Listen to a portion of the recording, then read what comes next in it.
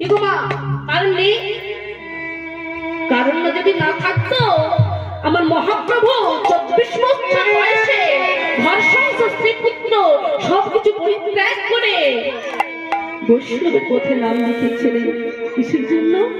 না আমাদের মতন কলিজীবের মানুষকে তরাবার লাগে। তাই হরিনামের উপকারিতা কি? হরিনামে যে জন করে, হরিনামে যে জন করায়, আজকে যে গৃহস্বামী হরিনাম করাচ্ছে ইনারও কিন্তু উপকার হচ্ছে। হরিনাম যে জন করে, হরিনাম যেনারা করায়, হরিনাম যিনারা শোনেন তাদের একটা উপকারে নয়, তাদের 7 উপকার আছে। কি বললাম? একটা দুটো উপকার নয়, একটা নয়, দুটো নয়, 3টি নয়, 7টা উপকার আছে।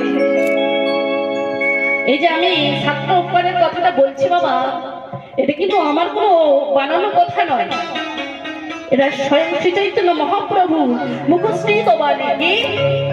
চেতু দর্পণ মার্জনম ভব মহাদাবাকিনী নির্বাপনম শ্রেয় কৈরব চন্দ্রিকা বিতরণম বিদ্যাবৌধু জীবনম আনন্দং পদি বরধনম পদি পদম পূর্ণামৃত বস্তাদনম সর্ব আত্মস্নাপনম পরম বিজয়তে শ্রীকৃষ্ণ সংকীর্তনম। হরি বল, হরি বল।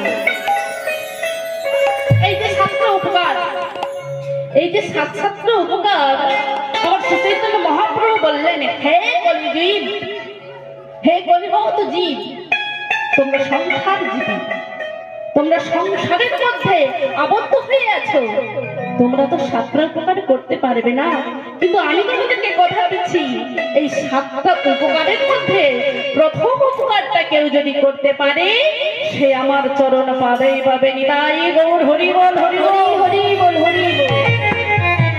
আমরা সবাই সংসারের মধ্যে, আমরা সংসার জীবী নয়, আমরা তো সংসার ছেড়ে স্বামী পুত্র স্ত্রীকে ছেড়ে আমরা জঙ্গলে গিয়ে কেউ ভজনা সাধনা করতে পারবো না।